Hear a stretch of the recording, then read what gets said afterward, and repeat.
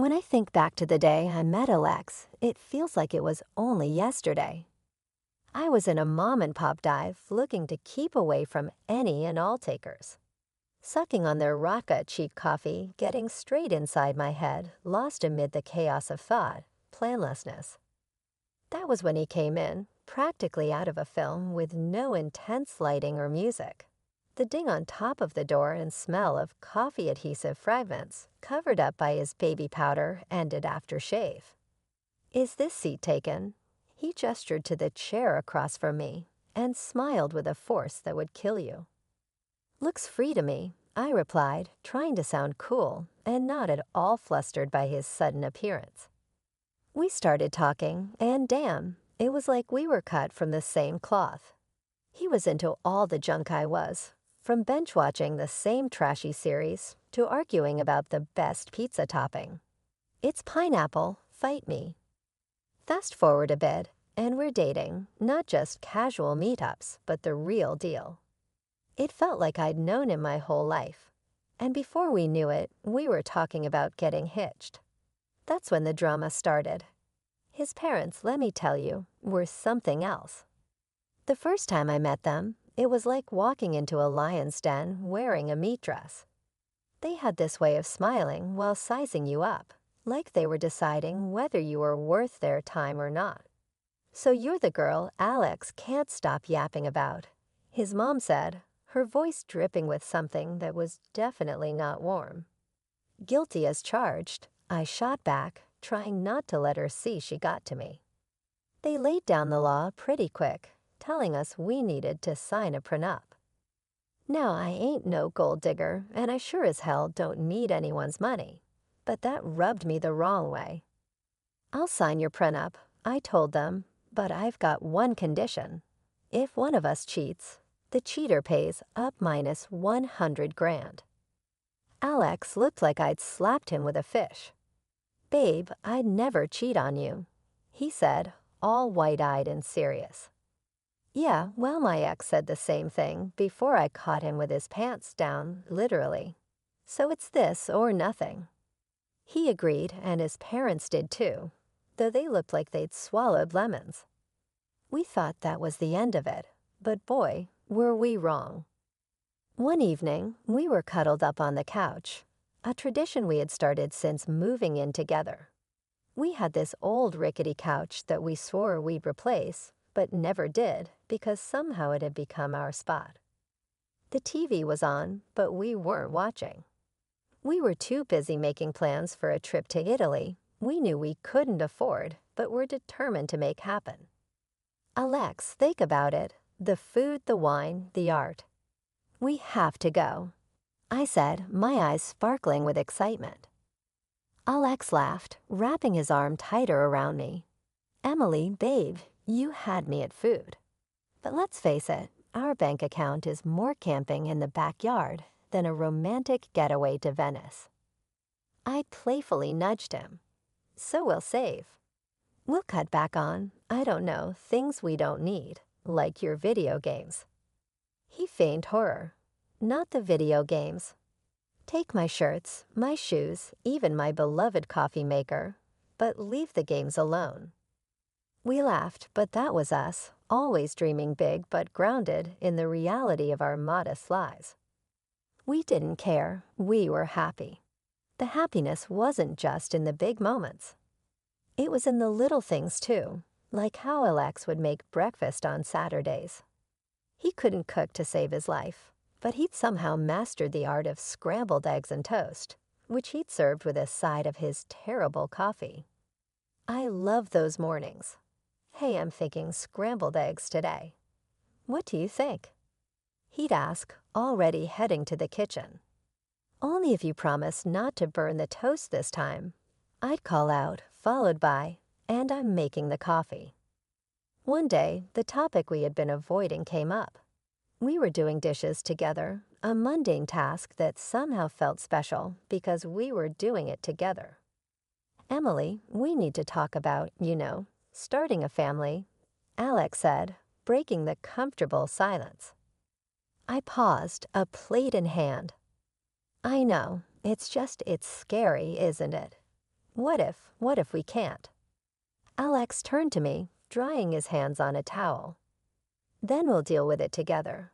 But we won't know until we try, right? I mean, how hard can it be? I laughed, a mix of nerves and love. Famous last words, babe. But that's how it was with us. No matter what we were facing, we faced it together. Even when his mom started dropping not-so-subtle hints about grandchildren, every chance she got, we took it in stride. Emily, darling, when are you going to give me some grandbabies? You're not getting any younger, you know, she'd say, her voice sweet, but the message anything but. I bite my tongue, smile, and say, we're working on it, aren't we, Alex? And he'd jump in, yeah, Mom, lay off, will you? These things take time. But as the year went on, the pressure started to build, not just from his mom, but from within. We wanted a family, but it wasn't happening as easily as we had hoped. Ever since Judy found her new hobby of making my life a living hell, our home turned into a battleground, and the main weapon was her sharp tongue. It wasn't just about the occasional jibe anymore. It was an all-out war with daily assaults on my self-esteem and role as a wife. It all spiraled one Sunday lunch, a day that was supposed to be laid back and peaceful. Judy, with her uncanny timing, dropped by uninvited just as we were about to sit down. The air was tense the moment she walked in, her eyes scanning the room like she was about to conduct a military inspection. Well, isn't this quaint? She started, her voice dripping with sarcasm as she looked at the modest spread prepared. You really outdid yourself, Emily. I can see you've been slaving away in the kitchen all morning. Her eyes briefly met mine, a smirk playing at the corners of her mouth. Trying to keep the peace, I forced a smile. It's nothing fancy, Judy, just something simple and quick. Please have a seat. As we sat down, the barrage began in earnest. You know, Emily, Judy said, loading her voice with condescension. I was talking to Mrs. Henderson the other day, and she mentioned how her grandson was just born. It got me thinking, what are you and Alex going to give me some good news? It's not like you're getting any younger. I felt my cheeks burn, a mix of embarrassment and anger. I glanced at Alex, hoping for some support, but he was suddenly very interested in his plate. Mom, come on, Alex finally muttered, but it was half-hearted, and we all knew it. Judy plowed on, relentless. And Alex, dear, I don't mean to be cruel, but you're not a charity. You work hard for your money. Why waste it on Emily if she can't do her basic duties as a wife? A cleaning service and a cook would be much more efficient, don't you think? That's when I couldn't hold back any longer. Judy, I am trying my best here. It's not like I don't want to have kids.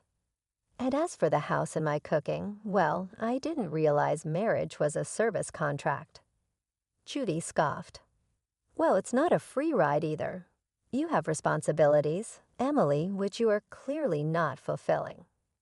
The room was heavy with tension, and I could feel the tears pricking at the back of my eyes. But what hurt the most wasn't Judy's words. It was Alex's silence.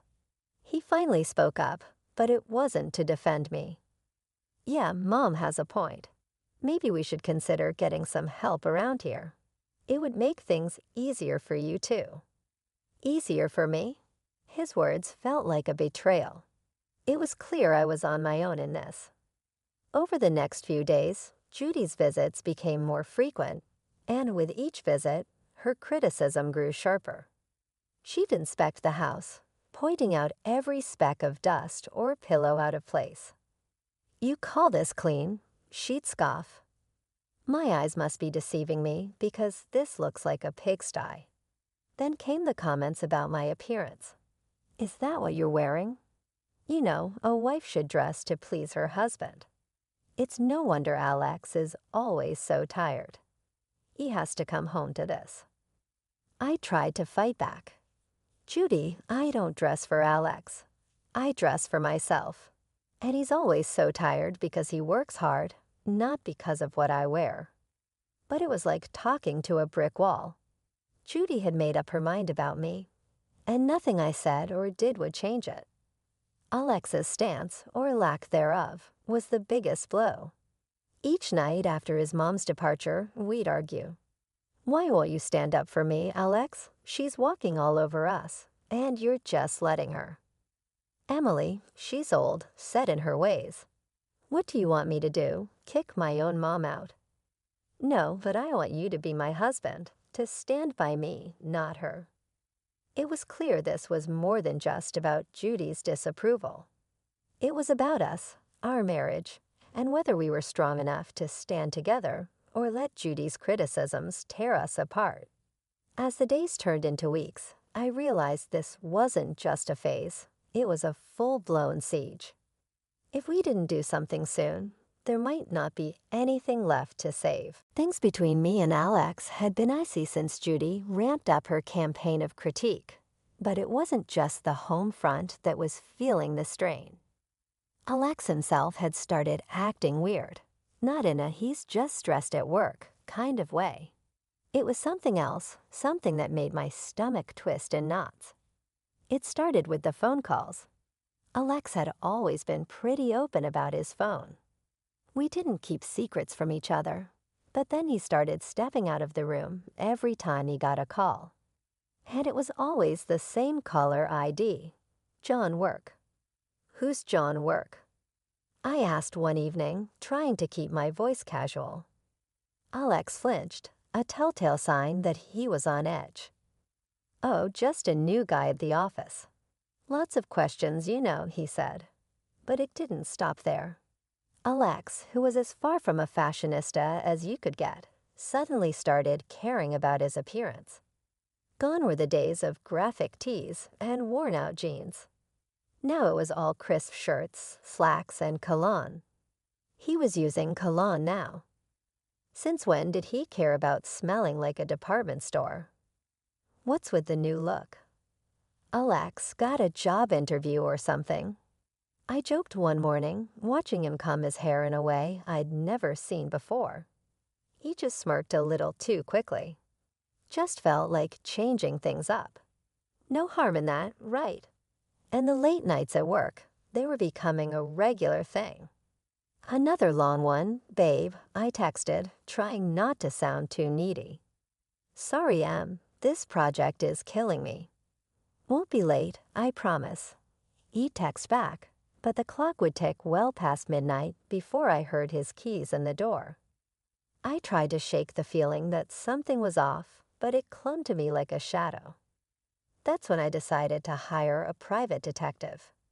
It felt like something out of a bad TV show, but I had to know for sure.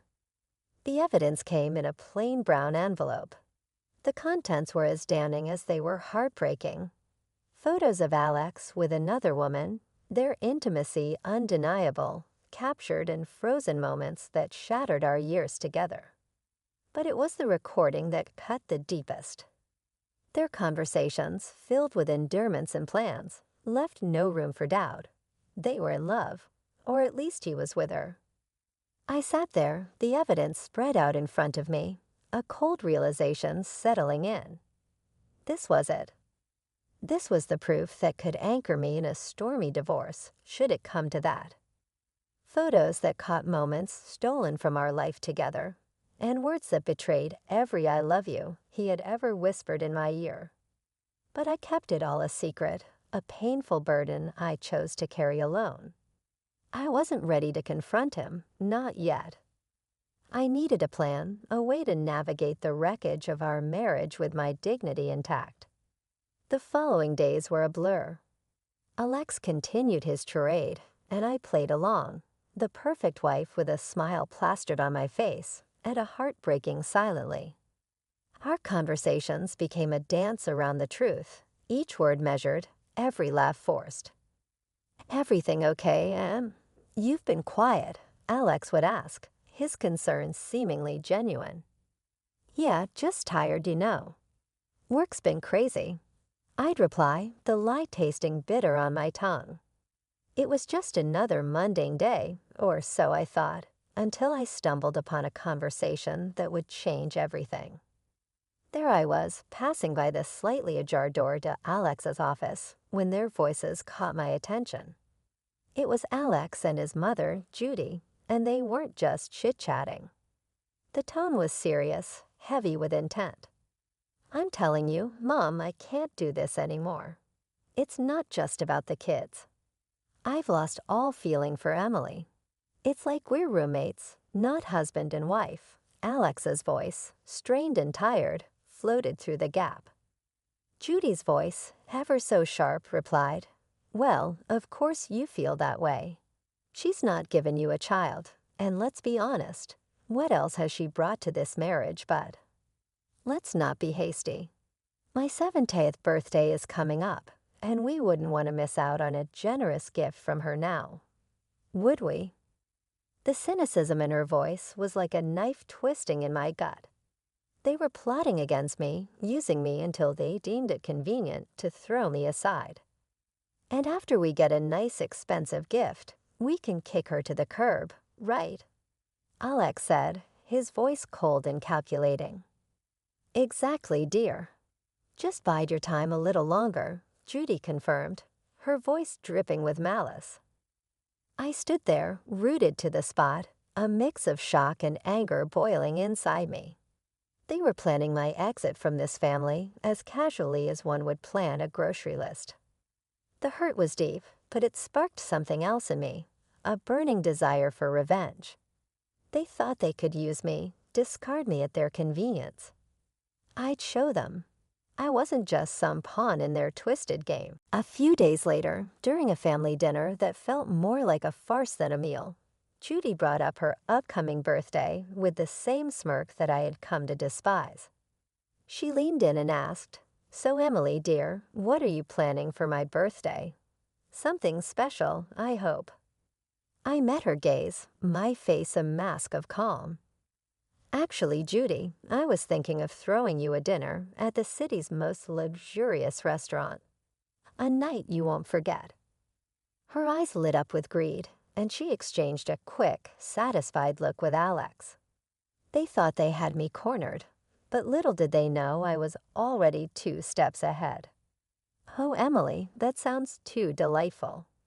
"Just close family, keep it intimate," Judy said, her voice oozing fake sweetness.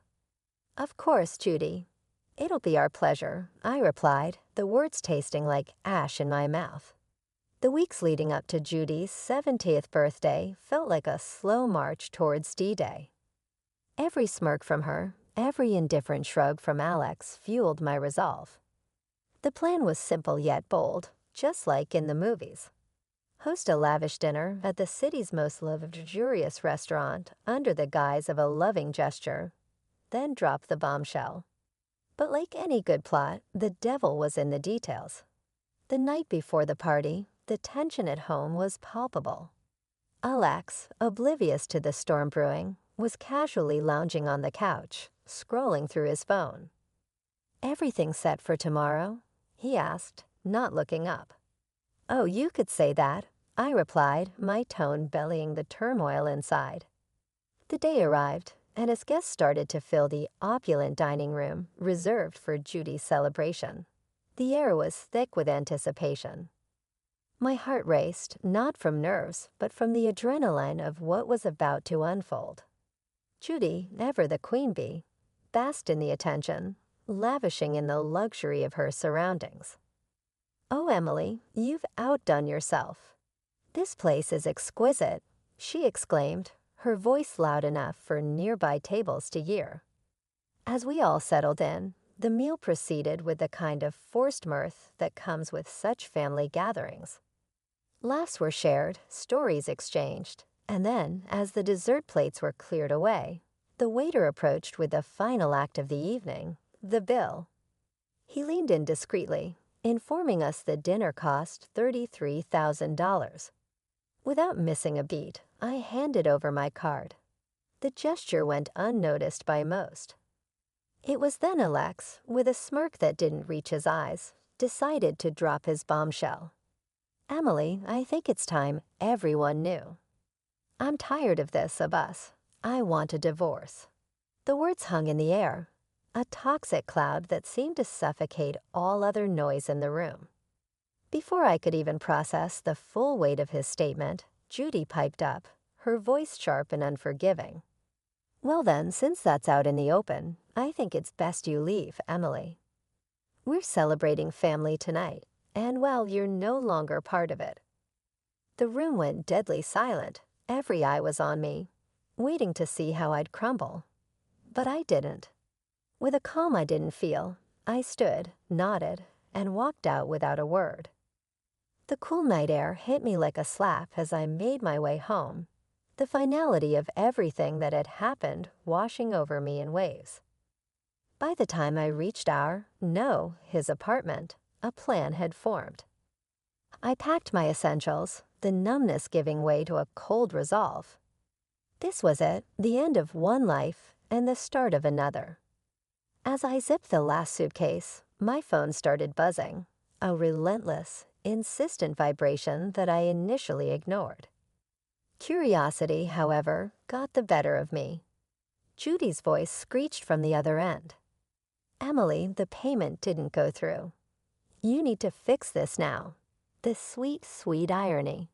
In my preparations for the inevitable, I had secured my exit strategy.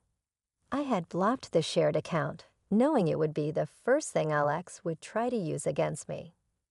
Oh, Judy, that's unfortunate.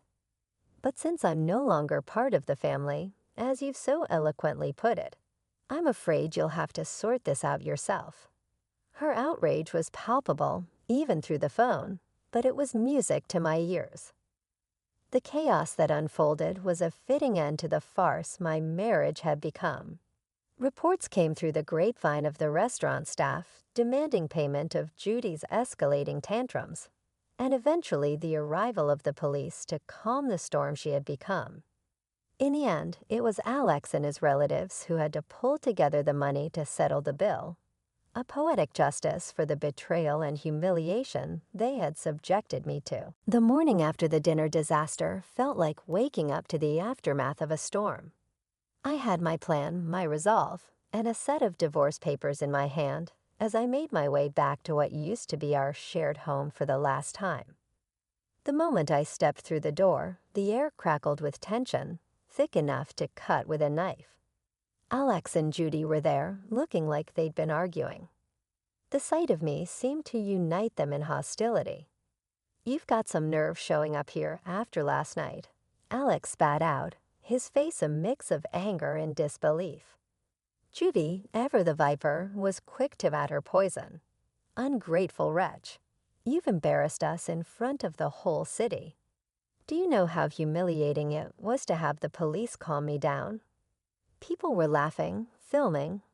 I met their fury with a calm I didn't feel. Embarrassed? You think that's your biggest problem right now? I tossed the divorce papers on the table, the photos of Alex's infidelity on top. You should be more concerned with this. The color drained from Alex's face as he picked up the photos, his mother peering over his shoulder. Their outrage turned to shock, then to panic as they realized the extent of what I had. And let's not forget the payout, shall we? I continued, my voice steady. You cheat, you pay $100,000 to be exact. Judy's face twisted into a snarl. You wouldn't dare. You can't do this to us. Oh, but I can and I will. My tone was cold final. Alex, the reality of the situation finally dawning on him, switched tactics. Please let's talk about this. We can fix it. I couldn't help but laugh, bitter and hard. Fix it? You think you can just undo everything with a few words. No, Alex, it's done. Judy, ever the manipulator, tried a softer approach, her voice dripping with false concern. Emily, darling, think about what you're doing. This will ruin us. That ship has sailed, Judy. You should have thought about that before. The begging turned to pleading, their words a desperate scramble to salvage what they could. But my mind was made up. I was done being the victim, done with their lies and manipulations. In the end, Alex had no choice but to borrow the money from his parents to pay me. As I left that house for the last time, check in hand, I felt a weight lift off my shoulders. After everything went down, I used the payout from Alex to put a down payment on a small but cozy place of my own. It's funny, how much peace you can find in the walls of a place that's just yours, where every nook feels like a sanctuary from the chaos of the past. Life's quieter now, and I like it that way. I've got a job that keeps me busy, neighbors who nod and smile, and a little garden that's all mine to tend to.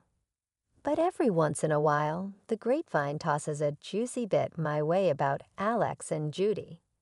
Just the other day, I was grabbing coffee from the corner spot where locals hang out, and I bumped into someone from the old neighborhood. After the usual pleasantries, they leaned in, voice dropping to a conspiratorial whisper.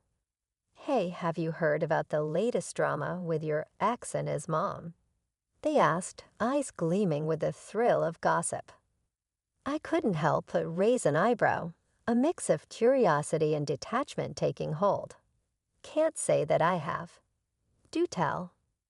Well, they started, clearly savoring the moment. It seems Judy's not too pleased with Alex's new girlfriend. Word is, they've been at it like cats and dogs. Makes your situation look like a walk in the park. The conversation moved on, but as I walked away, coffee in hand, I couldn't shake the feeling of utter relief.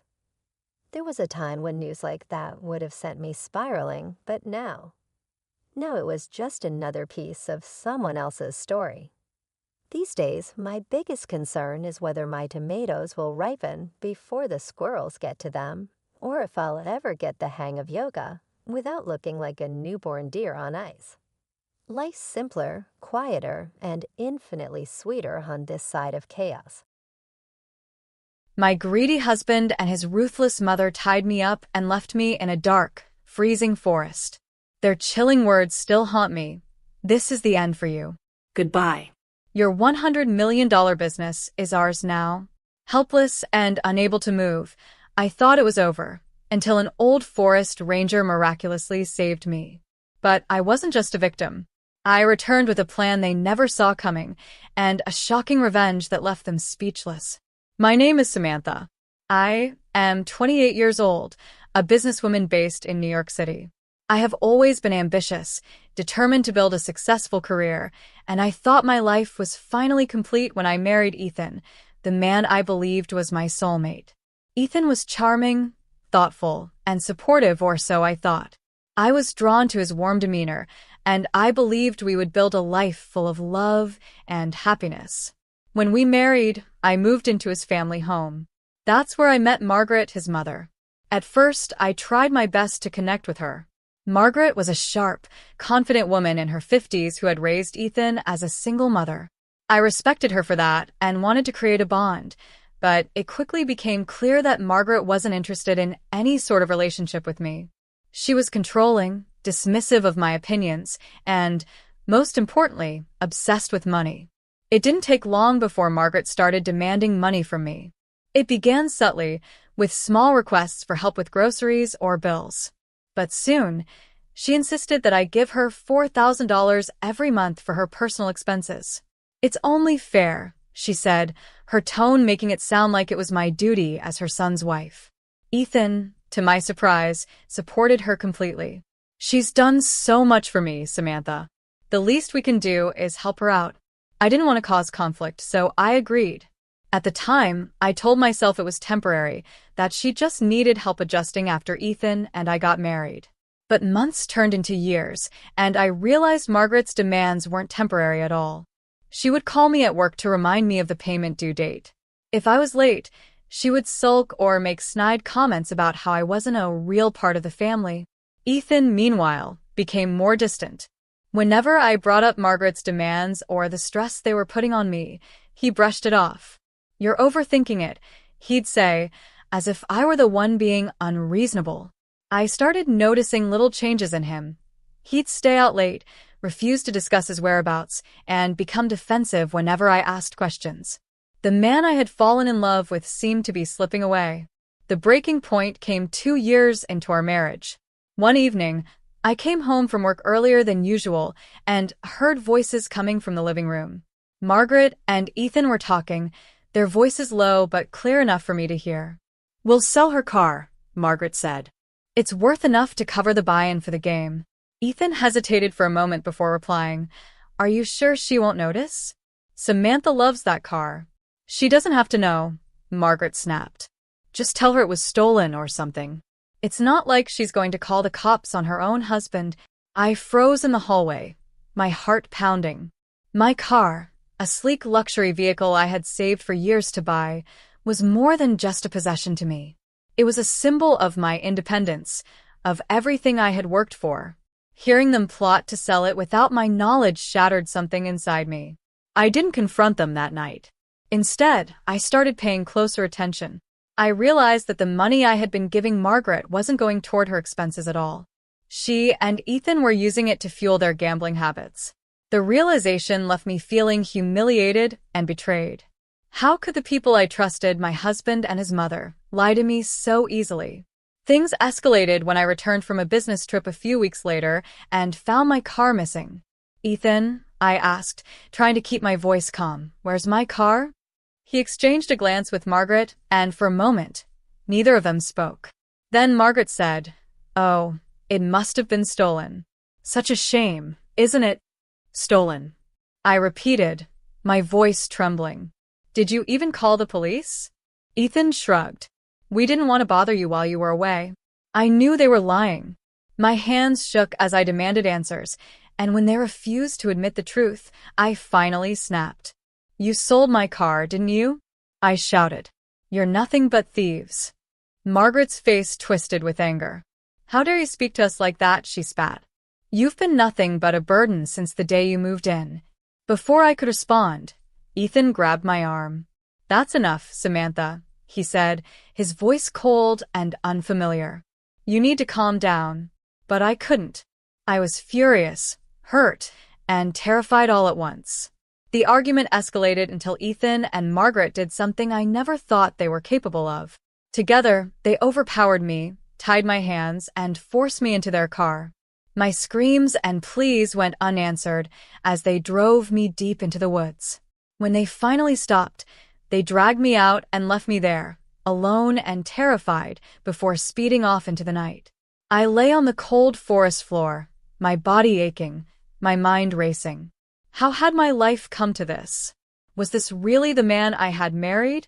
And Margaret, how could a mother be so cruel? As I stared up at the dark sky, one thought burned in my mind. I would not let this be the end of my story. This betrayal wouldn't destroy me.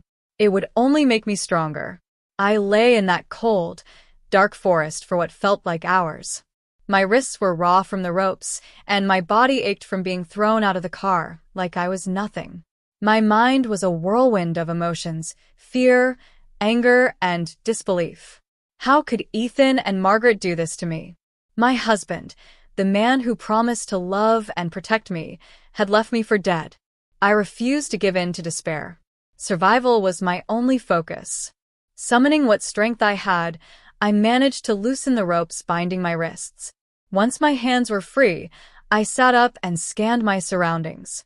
The forest was eerily quiet, the only sounds coming from the rustle of leaves and distant animal calls.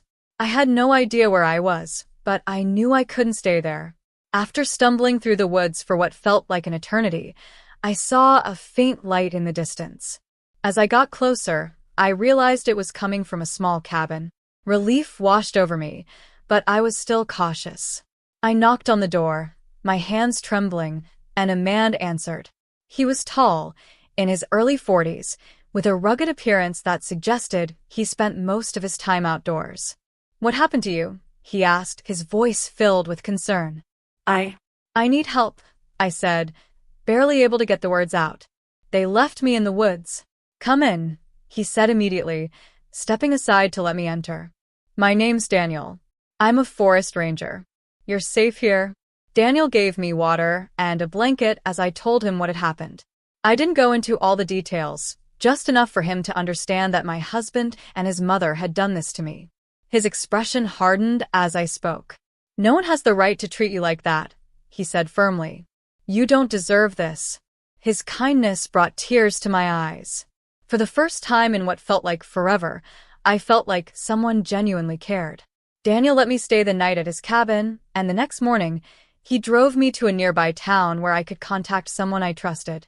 That person was my younger brother, Michael. Michael and I had always been close, and I knew I could count on him.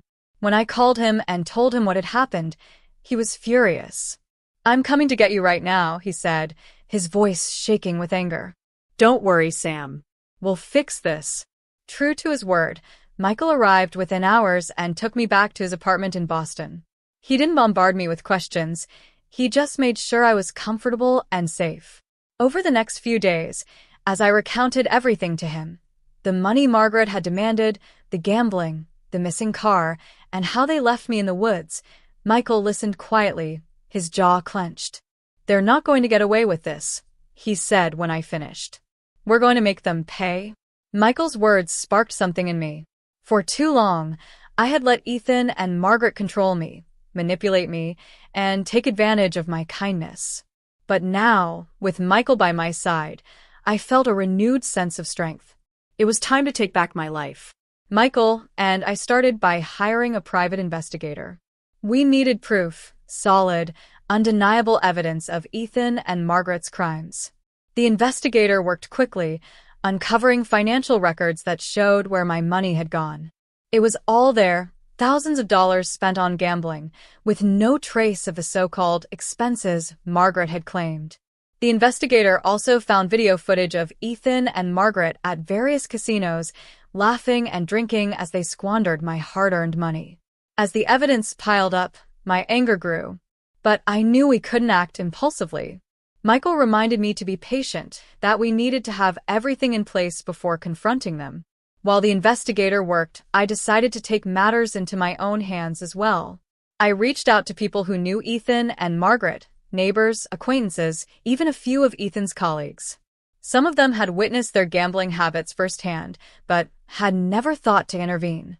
One of Ethan's coworkers even admitted that Ethan had borrowed money from him to cover gambling debts.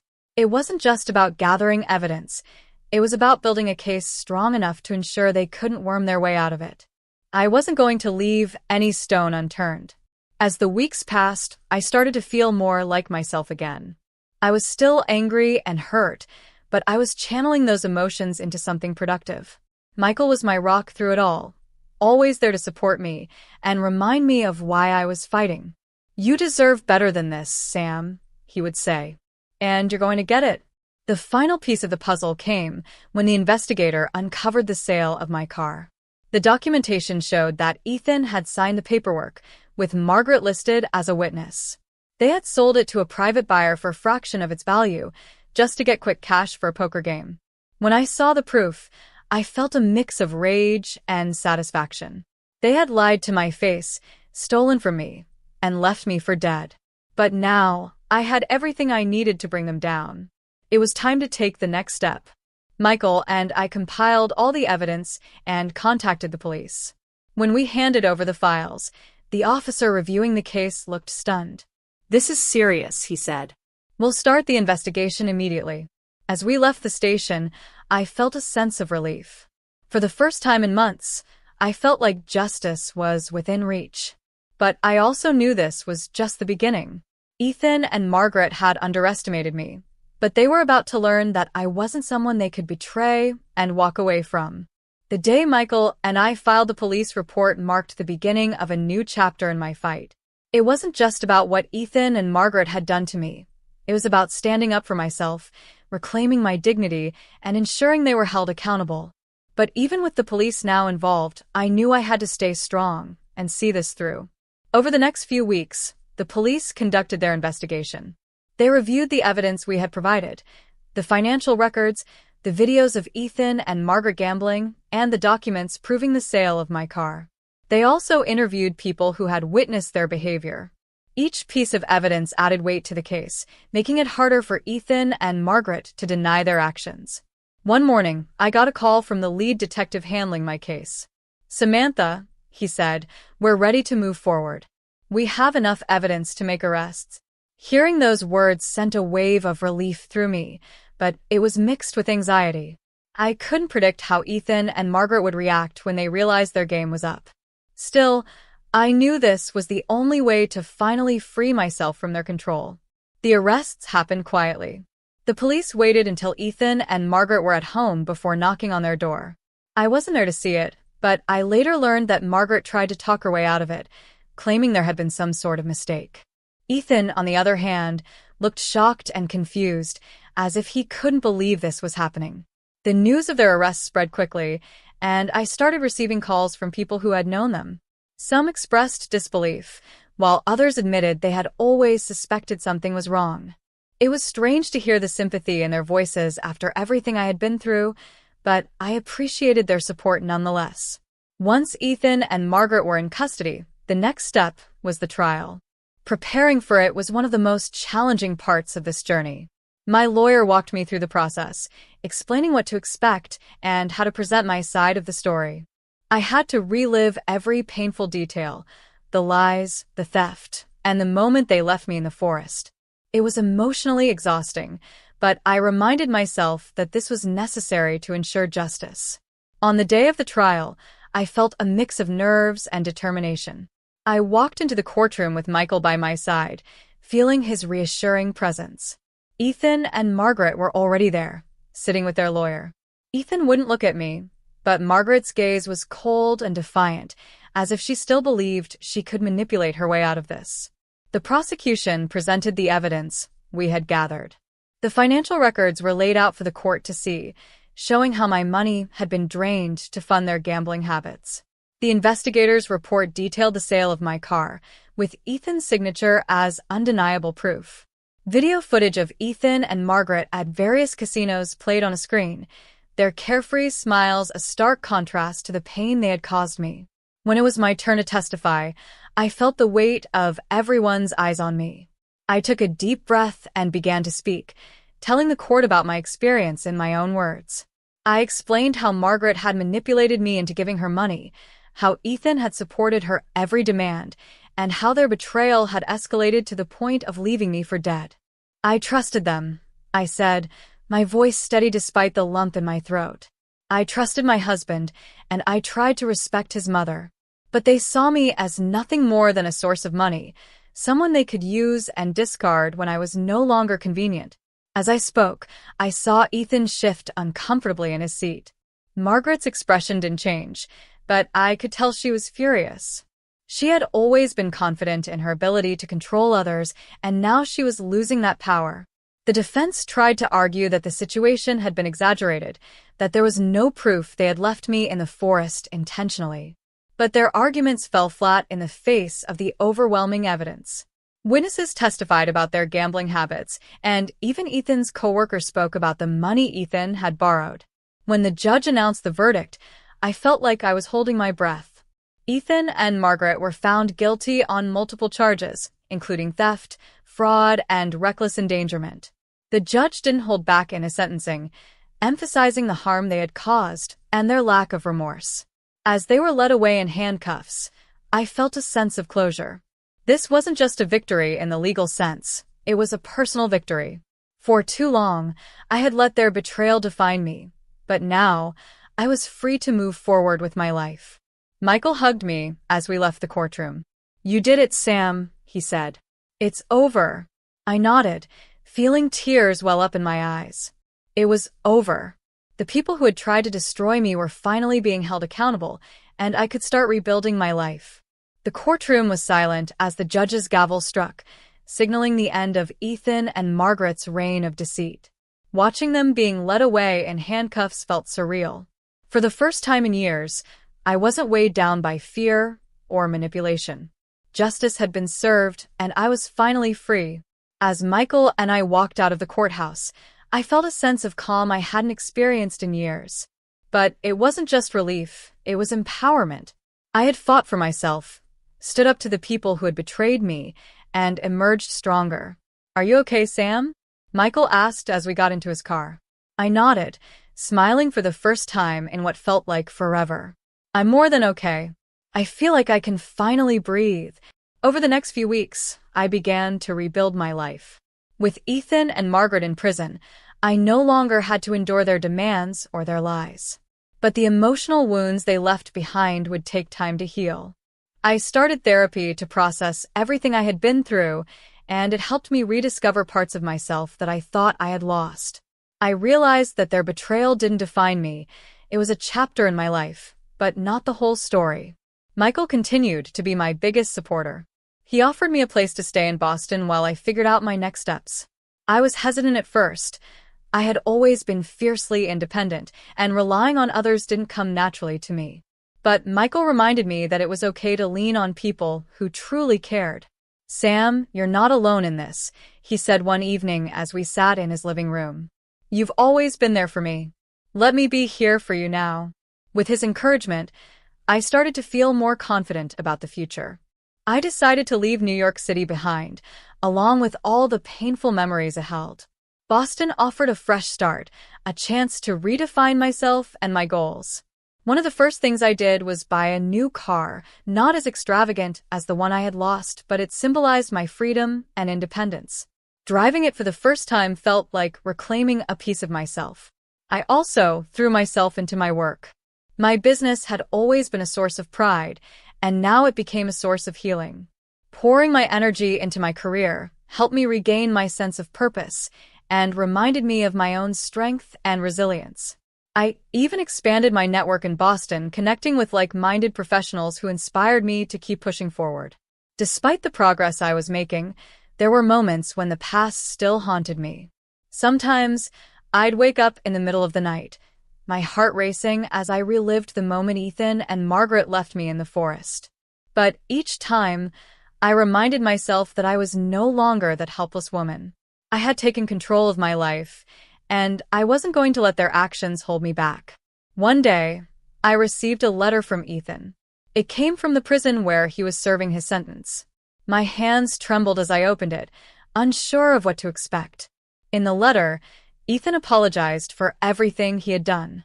He claimed that he had been manipulated by Margaret, that he hadn't realized the extent of the harm he was causing. For a moment, I felt a pang of sadness. This was the man I had once loved, the man I had believed in. But as I read his words, I realized that his apology didn't change anything. He had made his choices, and those choices had consequences. I didn't owe him forgiveness. I didn't respond to the letter. Instead, I focused on the life I was building.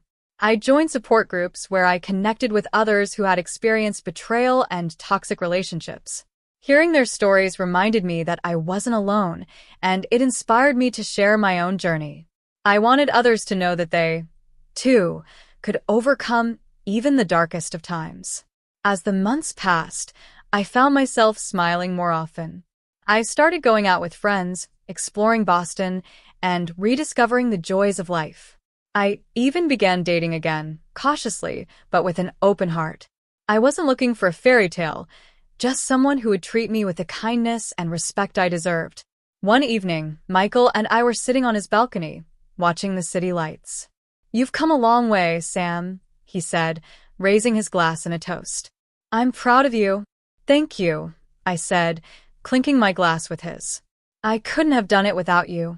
As I sat there, surrounded by love and support, I realized how far I had come. The betrayal that had once shattered me no longer defined me. I had reclaimed my life, my independence, and my happiness. Ethan and Margaret's actions had tested me, but they hadn't broken me. This was my story, a story of betrayal, revenge, and triumph. But most importantly, it was a story of resilience and hope. I had learned that even in the darkest moments, there is always a way forward. And now, as I looked out at the world, I was ready for whatever came next. I swallowed the last of the painkillers, feeling the familiar lump in my throat. My husband, Adrian, his gaze fixed on the pill bottle, spoke in a tone dripping with impatience. "You've taken your meds, Eliza. No more excuses, right? Get on with the vacuuming." I winced, not just from the physical pain of my endometriosis, but from the sting of his words. "Just give it a moment to kick in," I'll clean up properly, Adrian. His response was a deep, exaggerated sigh, the kind that made me feel like a burden. As I struggled to suppress my own sigh, a sudden, sharp pain shot through my back. Collapsing to the floor, I looked up in disbelief to see Adrian, standing over me with a sneer. "Stop with your menstrual cramp theatrics, Eliza. Just get the job done."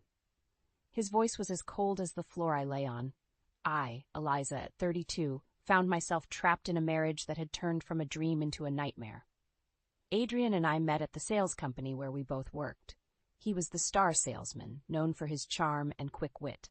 I was the newbie, eager and admiring. His mentorship turned into friendship, then into love, or so I thought. Our marriage began like a fairy tale, but as time passed, my health condition became a wedge between us. Endometriosis wasn't new to me, but Adrian's attitude towards it was. Initially, he was understanding, even caring. But after marriage, his empathy faded like mist in the morning sun. His disdain wasn't limited to my health issues. Adrian's career took off, and with that came arrogance. We both contributed to our household, but he made significantly more, and he never let me forget it. My efforts around the house were invisible to him. His eyes only saw the moments I spent resting, never the hours of pain-filled labor. When we moved to a new house, a step forward in our life together, his true colors bled through even more. He decided to host a family gathering to show off our new home. He handed me the list of guests, a mix of relatives, each with their own dietary preferences and dislikes. "Make sure everyone's happy, Eliza. No shortcuts, no excuses." I spent nights planning the menu, juggling the contrasting tastes and preferences. On the eve of the party, with my period in full swing, I managed to decorate the house and prep the food, all the while fighting back tears of pain and frustration.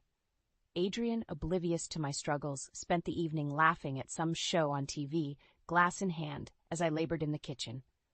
I collapsed into bed that night, exhausted, hoping for a few hours of rest before the storm. The morning of the party, I was up before dawn, cooking and setting everything in place. The pain was relentless, but I pushed through, glancing at the clock, racing against time.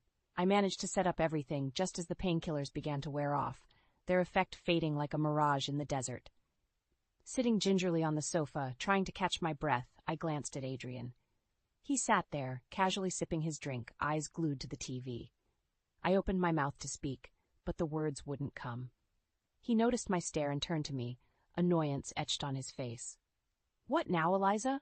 Telling me I can't have a drink in my own house?"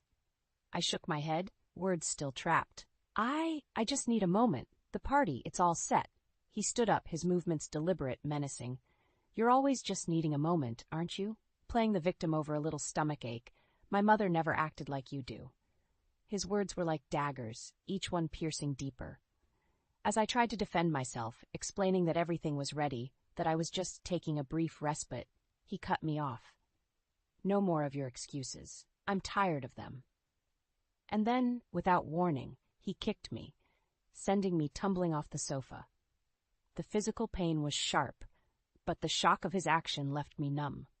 I lay there, trying to process what had just happened, as he calmly sat down and started playing a game on his phone, laughing at his screen as if nothing had happened. I was still on the floor, trying to gather my strength to stand, when the doorbell rang. Our guests had arrived. With every ounce of willpower, I pushed myself up and plastered a smile on my face. The day had just begun. As I opened the door, the bright smiles of the arriving relatives clashed starkly with the turmoil within me. Their cheerful greetings and compliments on the house felt surreal, a stark contrast to the pain and humiliation I had just experienced. During the gathering, I moved like an automaton, serving dishes and smiling through clenched teeth. Adrian played the gracious host, charming and witty, a stark contrast to the monster I had seen just moments before. The mask he wore was impeccable, hiding his true nature from the world.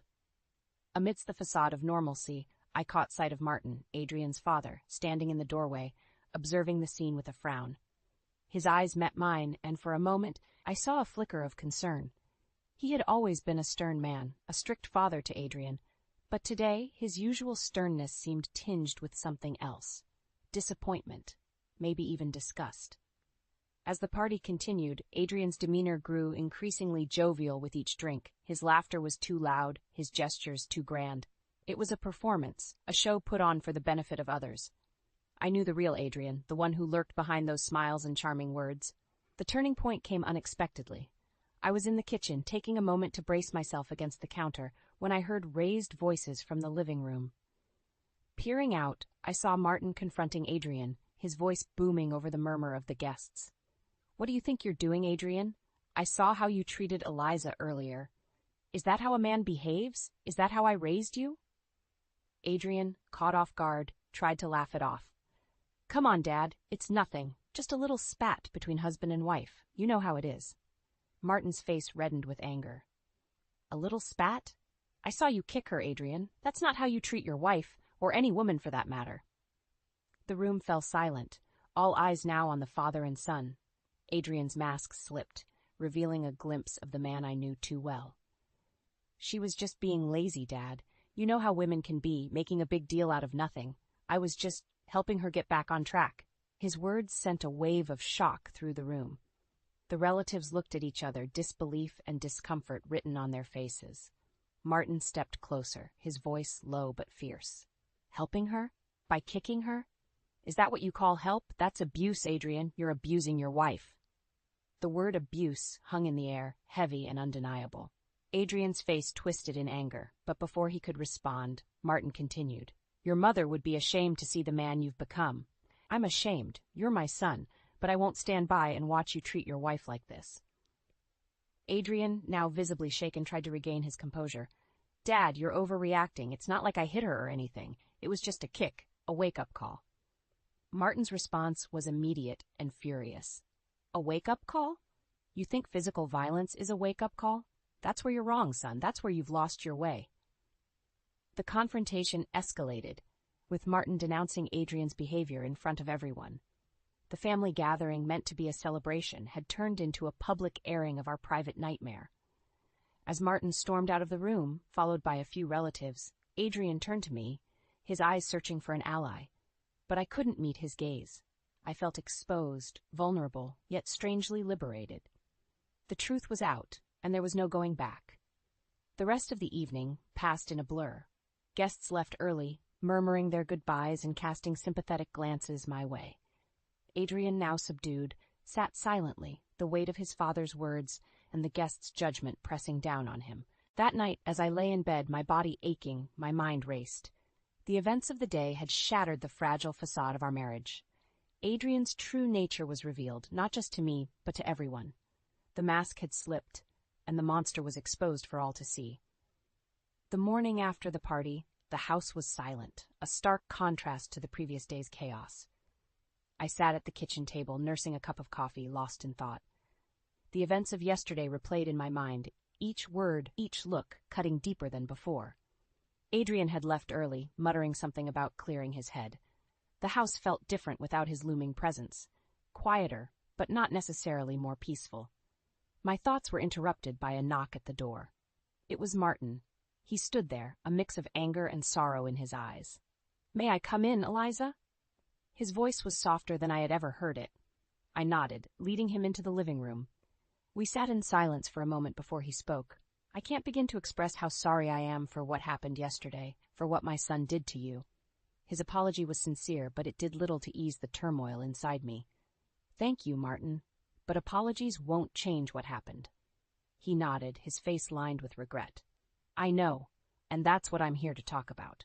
You see, Adrian's behavior, it didn't come out of nowhere. It's my fault, partly." I looked at him, surprised. Martin, always so stern and unyielding, was admitting fault. "When I was younger, I wasn't the best husband to Adrian's mother. I was tough, demanding. I believed in discipline and keeping a tight ship. I thought I was doing right by my family, but I was wrong, so very wrong." His voice cracked, and for a moment I saw the man behind the facade, a man full of regrets. Adrian grew up watching me, learning from me. I thought I was teaching him to be strong, to be a man, but all I taught him was how to be hard, how to be cold. The revelation was a shock. I had always seen Martin as the unshakable patriarch, never questioning his methods or his influence. Martin, You can't blame yourself for Adrian's actions. He's an adult. He makes his own choices. Martin shook his head. That's just it, Eliza. We're all products of our upbringing, to some extent. I set a bad example, and Adrian followed it. I've realized that too late. There was a long pause before he continued. But that's not all. I'm here to tell you that you don't have to endure this. You have a choice, Eliza. You can leave Adrian, and I'll support you, financially, legally, whatever you need. His offer took me by surprise. Leave Adrian? The thought had crossed my mind more than once, but the reality of it was overwhelming. Martin, I need to think about this. It's not just a decision, it's my life. I understand, he said, standing up.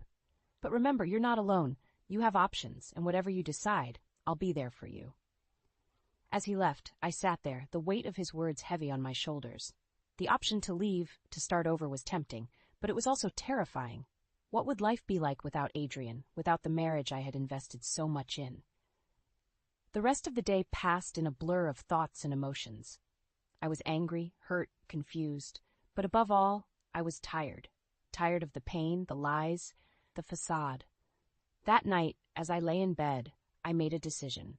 I would leave Adrian. I would start over. It would be hard, maybe the hardest thing I'd ever done, but I owed it to myself to try. The following days were a whirlwind of emotions and decisions. I began to untangle myself from the life I had built with Adrian. Each step was difficult, but Martin's support made it bearable.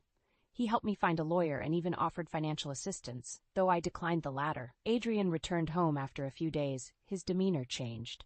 He was quieter, more contemplative. It seemed the confrontation with his father had shaken him. Eliza, we need to talk, he said one evening, his voice lacking its usual harshness. I braced myself. All right, let's talk. He took a deep breath. I've been doing some thinking. About us, about my behavior. I'm sorry, Eliza, for everything. His apology, though unexpected, didn't erase the pain he had caused. Sorry doesn't change what happened, Adrian. I know, and I don't expect it to, but I want to make things right. I want to change. His words were a surprise, but I was skeptical. Could a person really change so drastically overnight? Change isn't easy, Adrian. It takes more than just wanting it. I'm willing to try. I've even started seeing a therapist. I want to be better for us. The revelation was shocking. Adrian, seeking therapy? It was a step I never thought he'd take. I'm glad you're seeking help, Adrian, but it doesn't change my decision. I need time and space to heal, to figure out what I want. The hurt in his eyes was evident, but there was also a glimmer of understanding. I get it. Take all the time you need. I just wanted you to know that I'm trying. As the days passed, Adrian's attempts to change were apparent. He was gentler, more considerate, but the scars he had left were too deep, and my decision remained firm. The day I moved out was filled with a mix of emotions: relief, sadness, fear, and hope. Adrian didn't stop me. He just stood there, watching silently as I left our home for the last time.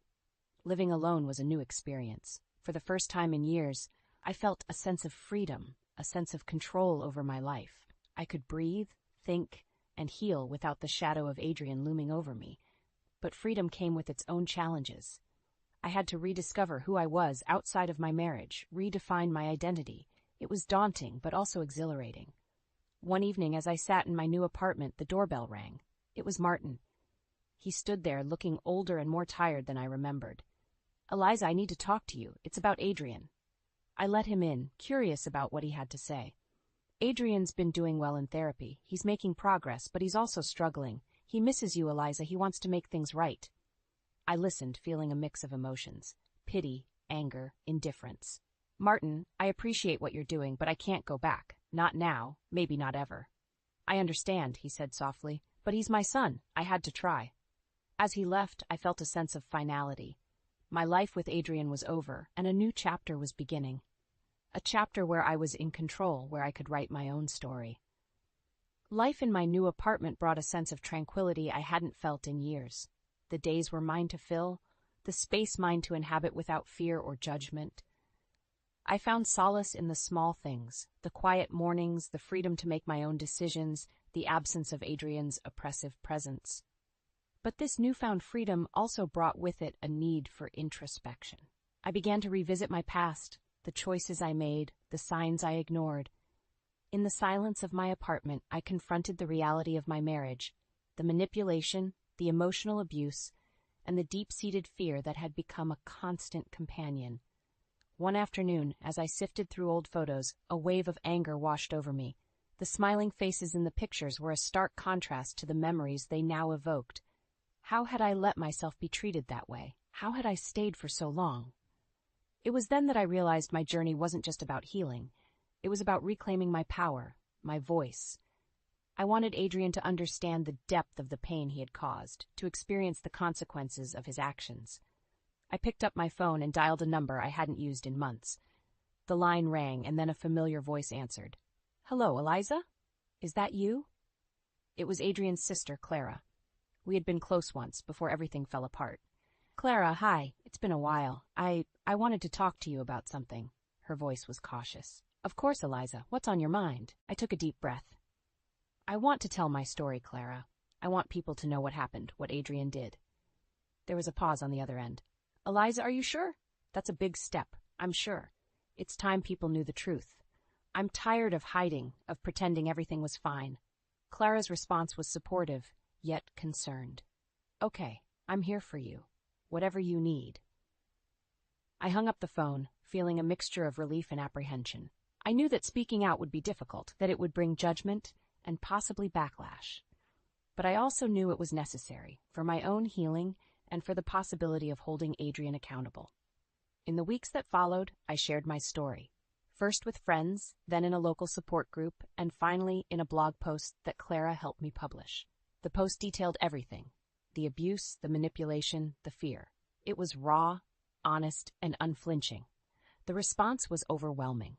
Messages of support poured in, along with stories from other women who had experienced similar ordeals. But there were also those who doubted, who questioned my motives, who stood by Adrian. Adrian's reaction was a mix of shock and anger. He called me, his voice shaking with emotion. "Eliza, why did you do this? Why are you trying to destroy me?" I felt a surge of empowerment. "I'm not trying to destroy you, Adrian. I'm trying to heal. And part of that healing is speaking my truth." His pleas turned to threats, to bargaining, but I stood firm. I had found my voice, and I wasn't going to be silenced again. As the days passed, the impact of my revelation became apparent. Adrian's reputation suffered, his once charming facade now tainted by the truth of his actions. His friends began to distance themselves, and at work he faced scrutiny and distrust. It wasn't about revenge. It was about justice, about breaking the cycle of abuse. I had taken back control, not just of my life, but of my narrative. And in doing so, I had exposed Adrian for who he truly was. Several months had passed since I shared my story. The fallout for Adrian had been significant. His social circle had shrunk, and his professional life had taken a hit. But for me, it was a time of rebuilding and rediscovery. I had started therapy, which helped me process my past and envision a future that was mine to shape. One crisp autumn evening, as I sat wrapped in a blanket on my balcony, my phone buzzed. It was a text from Adrian. My heart skipped a beat. I hadn't heard from him in weeks. "Eliza, can we meet? I need to talk to you. Please." Against my better judgment, curiosity got the better of me. I agreed to meet him at a nearby cafe the next day. Sitting across from Adrian in the cafe, I noticed the changes in him. He looked older, warier. The arrogance that once defined him seemed to have dissipated. "Eliza, thank you for coming," he began, his voice unsteady. "I've been doing a lot of thinking, a lot of therapy, and I realize now how much harm I've caused you." His words were a stark contrast to the man I had known. "Adrian, words are one thing, actions are another. What do you want from me?" He sighed, looking down at his hands. "I don't expect forgiveness or for you to come back. I just wanted to apologize, truly apologize, and to tell you that I'm working on myself, trying to be a better person." The sincerity in his voice was unexpected, but it didn't erase the past. "That's good to hear, Adrian, but it doesn't change what happened. It doesn't change the fact that I've moved on." He nodded, a sad smile on his lips. "I know, and I'm happy for you, truly. I just hope that one day you can look back and see that I'm not the same person I was." The conversation was a strange mix of closure and revelation. As we parted ways, a part of me felt lighter, while another part remained cautious, wary of the man he once was and might still be. Returning to my apartment, I reflected on the encounter. Adrian's apology, his apparent change, it was more than I had expected. But it didn't alter the course I was on. My journey was my own now, no longer tied to him or his redemption. Days turned into weeks, and life settled into a new rhythm. My blog had become a platform for discussion and support, connecting me with a community of people who shared similar experiences. My story had struck a chord, and in sharing it, I had found purpose and strength. Adrian, meanwhile, continued his therapy and reportedly made strides in changing his behavior. Rumors reached me through mutual acquaintances. Some expressed skepticism, others noted genuine improvements. But to me, Adrian's journey was no longer my concern. My focus was on my path, my healing. As I lay in bed one night, a realization dawned on me. In seeking justice, in speaking my truth, I had not only exposed Adrian, but freed myself from the chains of our toxic relationship. The pain he had caused was still a part of me, but it no longer defined me. I had found my voice, my strength, and with that, I had found a new beginning, a new chapter where I was the author, and the story was mine to write. Months had passed since my last encounter with Adrian. My life had taken on a new shape, filled with possibilities and free from the shadows of my past. I had immersed myself in new activities, met new people, and even started dating again, cautiously, but with a renewed sense of hope. One rainy afternoon, as I sat in my living room, the familiar chime of an email notification broke the silence. It was from Adrian. My heart raced as I opened it, unsure of what to expect. "Eliza, I know you've moved on, and I'm trying to do the same. I'm leaving town, starting fresh in a new city. Before I go, I wanted to thank you. Thank you for opening my eyes to the pain I caused, not just to you, but to myself. I'm sorry for everything, and I hope one day you can truly forgive me. Adrian." The email was a surprise, a final acknowledgement of the change he had promised. I sat there, staring at the screen, a mix of emotions swirling inside me. Adrian leaving town felt like the closing of a chapter, a final severing of the ties that bound us. I replied with a simple message. "Thank you for the apology, Adrian. I wish you well in your new life." Hitting send felt like a weight lifting off my shoulders. It was an act of closure, of letting go of the past and embracing the future. The weeks that followed were a testament to the change in my life. My blog had grown into a small community of support and empowerment. I had started writing a book about my experiences, hoping to inspire others who might be in similar situations. One evening, as I sat at my desk, the phone rang. It was Clara, Adrian's sister. "Eliza, I just wanted to say I'm proud of you. You've turned something terrible into something positive. You're an inspiration." Her words warmed my heart. "Thank you, Clara. It means a lot coming from you." As we talked, I realized how far I had come. From a victim of abuse to a voice of empowerment. My story had not only helped me heal, but had also touched the lives of others. Clara's call ended with an invitation to a family gathering. I hesitated at first, but then accepted. It was a chance to reconnect with those who had been a part of my life, to show them the person I had become. The gathering was a bittersweet reunion. There were moments of awkwardness, but also moments of genuine connection. I realized that while my relationship with Adrian was over, my relationships with others in his family didn't have to be. As I drove home that evening, the city lights reflecting in the rain-soaked streets, I felt a sense of peace. The journey I had embarked on had been long and challenging, but it had led me to a place of strength and self-discovery. My story was one of many, a single thread in the tapestry of life, but it was a thread woven with resilience, courage, and hope, a testament to the power of speaking out, of standing up for oneself. I had found my voice in the darkness, and in doing so, I had found the light. And with that light, I stepped forward into a new dawn, ready to write the next chapter of my life. Why are you here? Despite our completely cold marriage, my husband Steve said he wanted to celebrate my birthday at a fancy restaurant. I suspected he was up to something, and indeed, his mistress was also waiting at the restaurant.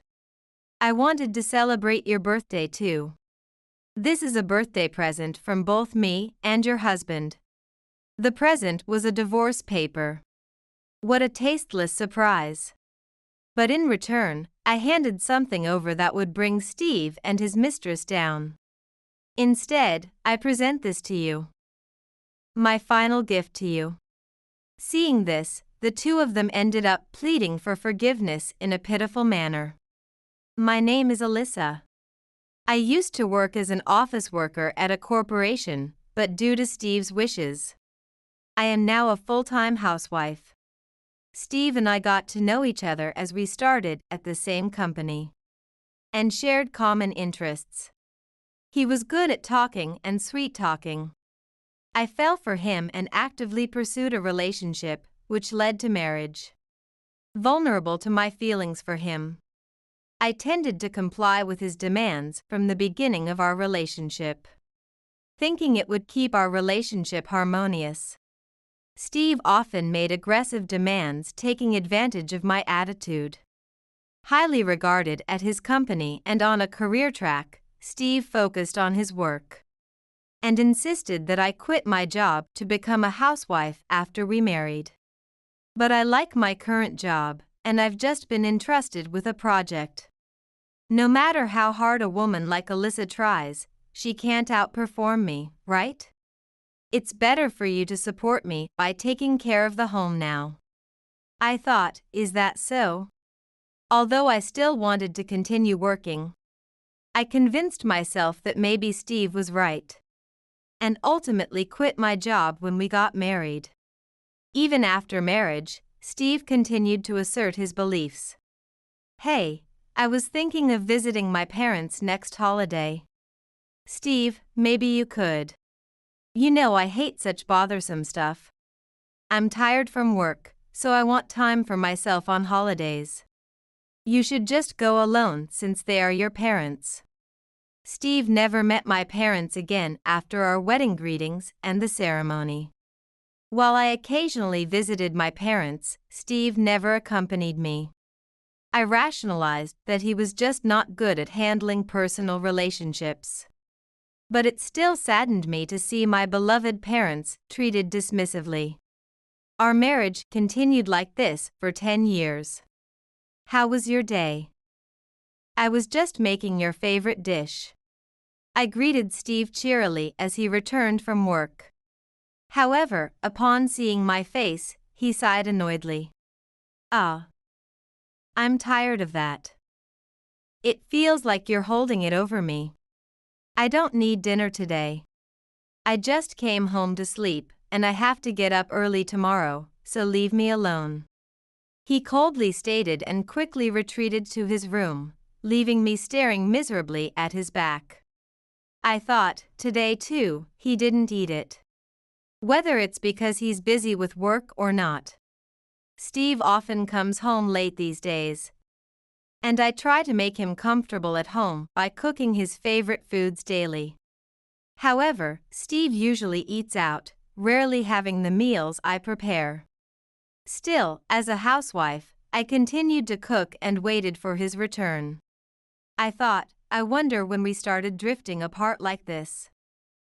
Tears welled up in my eyes as I wrapped the uneaten food and placed it in the refrigerator. Initially, our marriage was going well, but as Steve rose to a managerial position, the stress seemed to increase, and he became less communicative at home. I kept trying to talk to him, but he only got more irritable, making all my efforts futile. I hoped time would heal things, but as days passed, the gap between us deepened. I kept telling myself that his aggression was due to his busy schedule. All I could do was to wait quietly at home, not provoking Steve's temper. However, an incident that trampled on my feelings happened one day.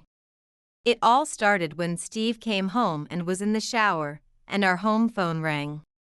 Hello? Hello, is this the director's home? It seems he left his smartphone at the office. The caller sounded like a young woman.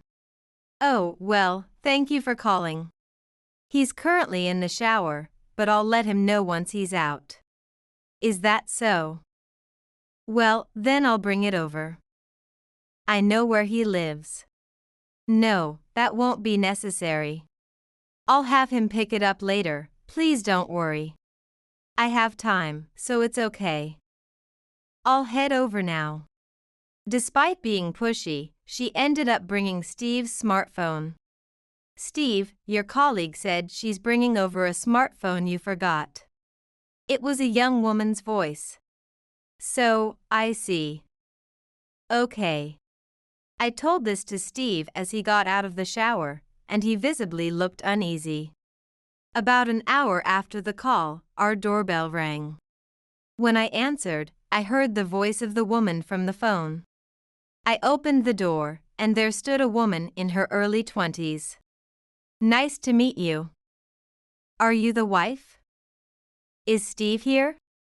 With a look that men might like, miniskirt and heavy makeup, she spoke in a coquettish tone as she peeked into our house. I intuitively disliked her vibe. Megan, sorry to trouble you. Steve passed by me to stand in front of the woman he called Megan, exchanging casual conversation as he took the smartphone. However, their overly friendly demeanor made me feel uncomfortable. Sorry for the late hour, I'll be leaving now. See you, Steve. With that, she left.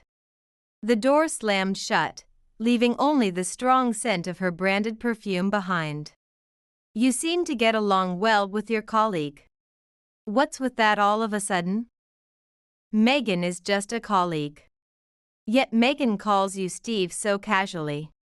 Despite being addressed as director over the phone, the woman had deliberately called him Steve in my hearing when she visited. She's just very friendly. She calls everyone by their first names, not just me. Friendly, huh? Ah, so that's why she knew our house. Even though she's never been invited to a boss's home. She came without hesitation, she must have a good memory. What are you trying to say? My probing words finally made my husband Steve snap. I normally don't confront him like this. But I had a woman's intuition that he might have a mistress. I hadn't investigated her yet, but I was sure that Megan from earlier was the one. So I pressed the issue with passion. You always said you were late from work, but could there be another reason? You might think you've kept it hidden from me, but it's obvious. The times when Steve was busy at work and became cold towards me matched up. It could only mean one thing, infidelity. Why don't you just admit it? Shut up, it was just a fling. So, you admit to cheating? I was stressed from work, and when she invited me, I just lost it. It was just dinner, nothing physical. That doesn't count as cheating, does it? Steve finally admitted to cheating after my persistent questioning. But he insisted that it wasn't a physical relationship. However, judging by their demeanor, it couldn't have been just platonic. But at the moment, I had no evidence to pursue it further. So what if I cheated? What are you going to do about it? Divorce? There's no way you, a housewife with a career gap, can find a job if you leave me. You'd struggle financially without me. Steve sneered at me, ignoring his own actions. As he said, I hadn't worked for 10 years. It would likely be tough to find a job if I tried. Knowing this, Steve was confident that I wouldn't dare file for divorce even if he cheated. You rely on me for support, and you have the nerve. There's no reason for you to bash me just because I talked to a younger girl. I've had enough. I ended the conversation, disgusted by Steve's lack of apology. Maybe you're jealous of a beautiful young woman. I don't know, but a housewife should just quietly obey me. Steve sneered and spat out those words before returning to the living room. I had tried to ignore it to protect my own feelings. But it was clear he was looking down on me. There was no trust left between us. Despite how much I had loved him, this incident cooled my feelings rapidly. I thought, I won't let him get away with this. I'll make sure he apologizes. Secretly, I vowed to take revenge on my husband, Steve. I thought it was time to use a power that Steve didn't know I had. After that, I continued on with my daily routines superficially. Steve's homecomings remained unapologetically late. And the only thing I changed was stopping to cook meals for him.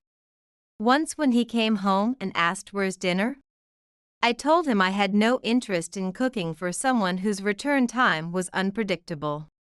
He angrily declared he'd never eat my cooking again.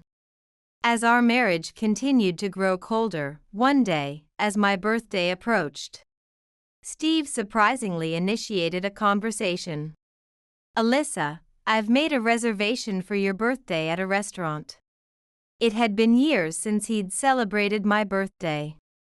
Wondering what sudden change of wind had prompted this, I didn't press further but thanked him, looking forward to it. I wasn't sure what he was planning.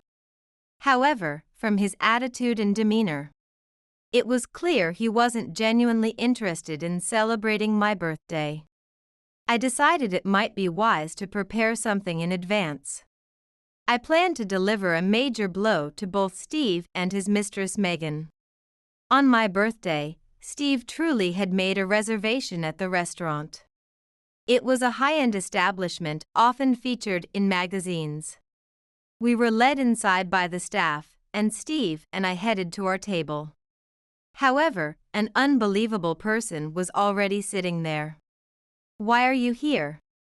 "Oh, ma'am, long time no see. I wanted to celebrate your birthday too," I asked Steve. Just like when she had visited our home.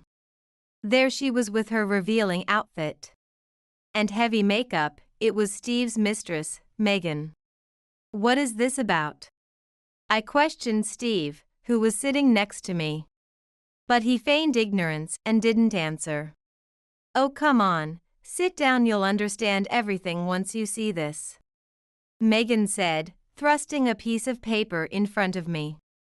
"This is happy birthday from me and Steve." It was a divorce form, already signed in the husband's section by Steve.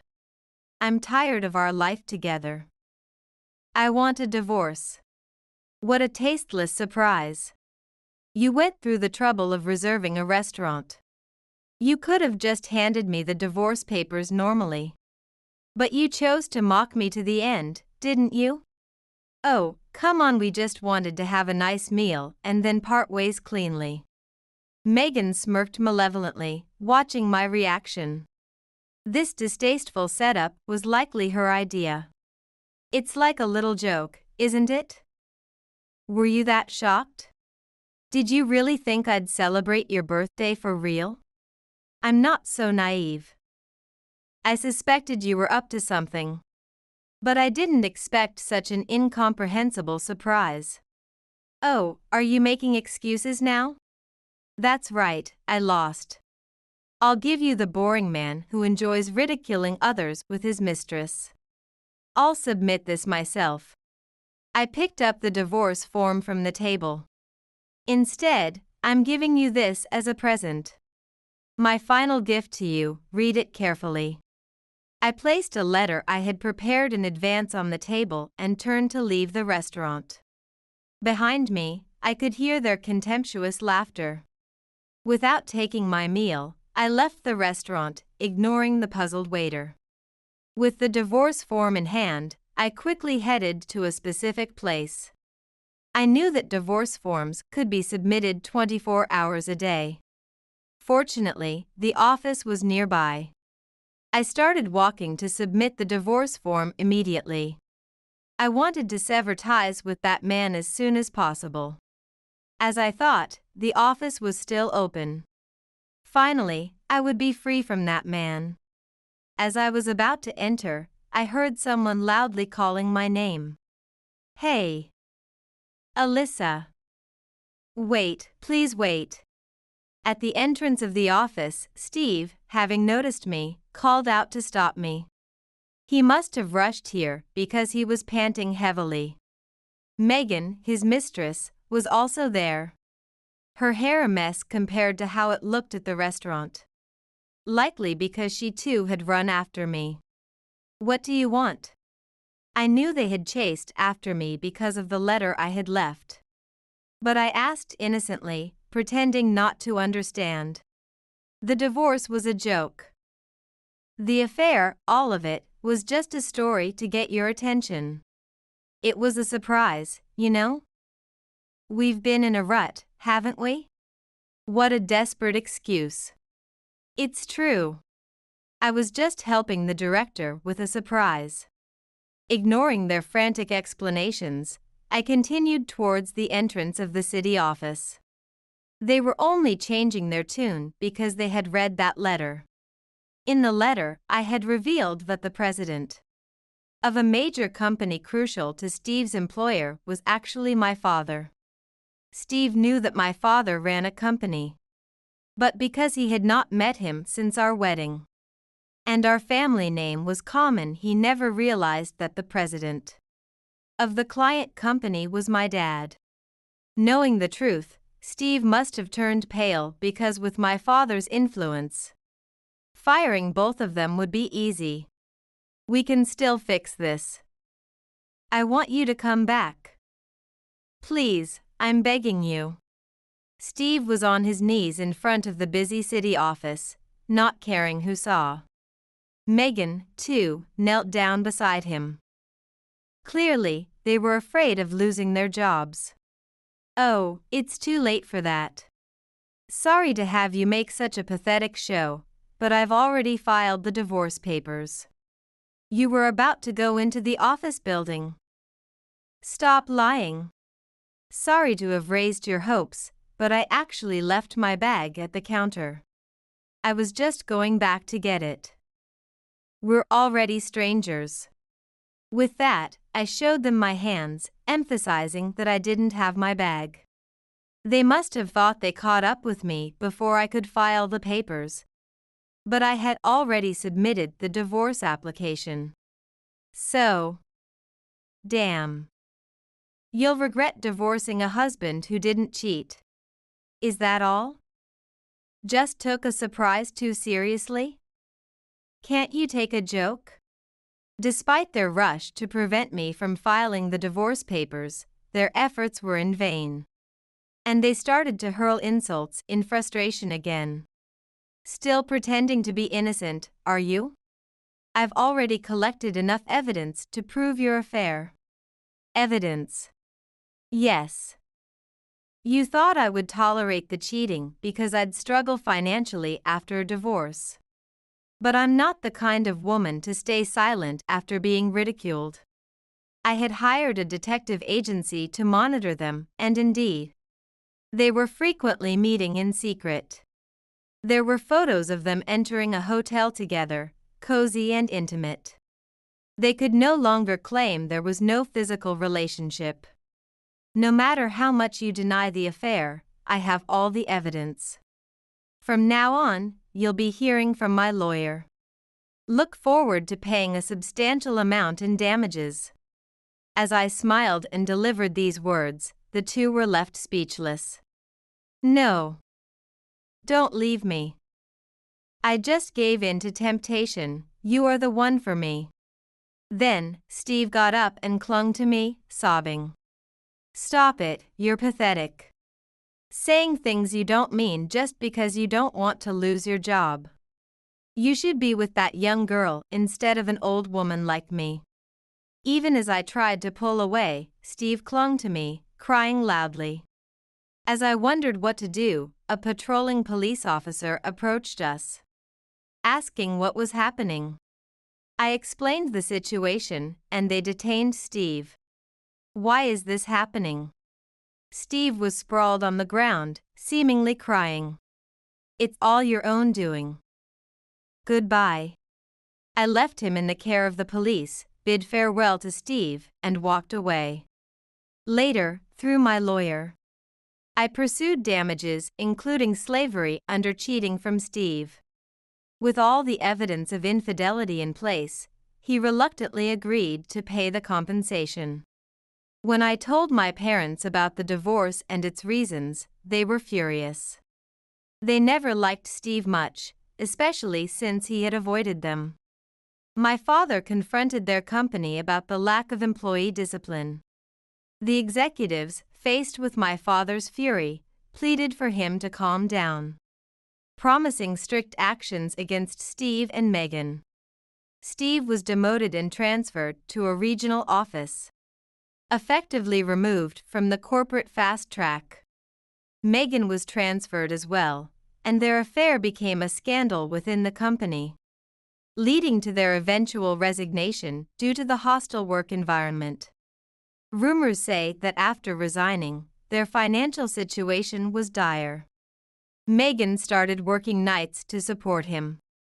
But Steve, unable to handle his fall from grace, became unemployed.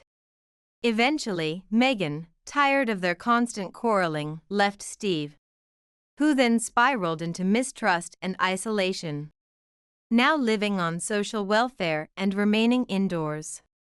While I felt some pity for how far he had fallen, it was all a result of his own actions, having taken his wife for granted and indulged in his whims. However, I recognize my own faults too. By always yielding to Steve's demands and enduring, I allowed his arrogant behavior to escalate. I am now working as an office worker in my father's company, where I met a single manager with whom I share a respectful and communicative relationship. We plan to marry soon, applying the lessons from my failed marriage with Steve. Seeing my new partner enjoy my cooking every day, I feel confident that this time I will find true happiness with a trustworthy partner.